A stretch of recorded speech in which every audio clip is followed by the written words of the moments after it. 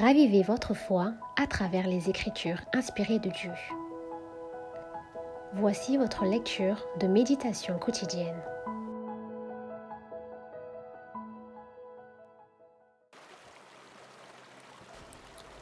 Tout effort en faveur de nos semblables retombera sur nous en rosée de bénédiction. C'est la raison pour laquelle Dieu nous a confié un rôle dans le plan du salut. Il a accordé à l'homme le privilège de participer de la nature divine et de communiquer à son tour cette prérogative à ses semblables. C'est là le plus grand honneur, la joie la plus parfaite qu'il soit possible à Dieu de nous accorder. Ceux qui participent à cette mission d'amour se rapprochent le plus de leur Créateur. Dieu aurait pu confier à ses anges le message de l'Évangile et toute l'œuvre du ministère d'amour.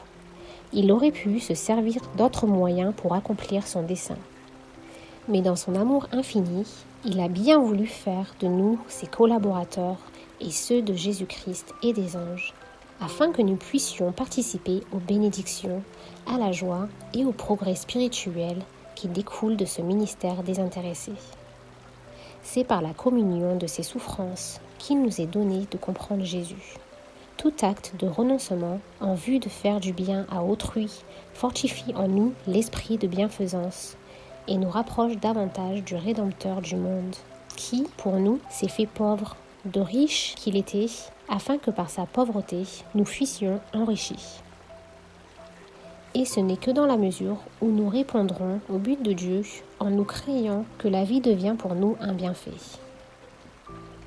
Si vous voulez vous mettre à l'œuvre comme Jésus l'attend de ses disciples, si vous voulez attirer des âmes à lui, vous éprouverez le besoin d'une expérience plus profonde et d'une plus grande connaissance des choses de Dieu.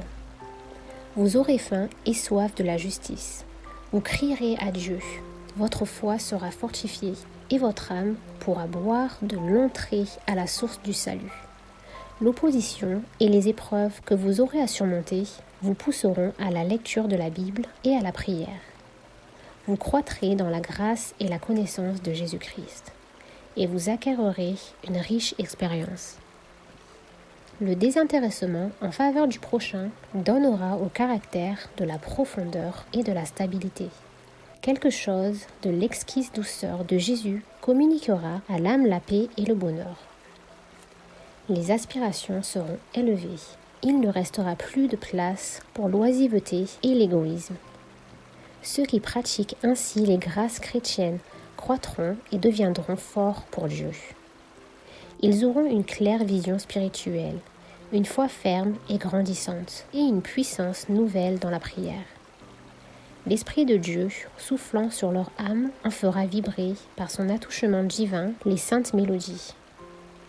Ceux qui se consacrent ainsi, avec désintéressement, au bien de leurs semblables, travaillent de la manière la plus efficace à leur propre salut.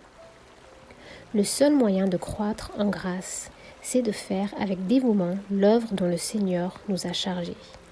Travailler dans la mesure de nos forces au bien de ceux qui ont besoin de nous. La force vient par l'exercice.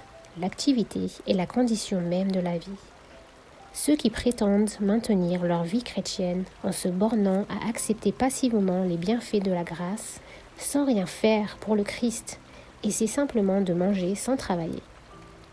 Or, dans le monde spirituel, comme dans le monde matériel, ce système aboutit fatalement à la dégénérescence et à la mort. Ceux qui refuseraient à faire usage de ses jambes perdraient bientôt la faculté de s'en servir. De même, le chrétien qui se refuse à employer les facultés que Dieu lui a données, non seulement ne grandit pas en Christ, mais il perd les forces qu'il possède.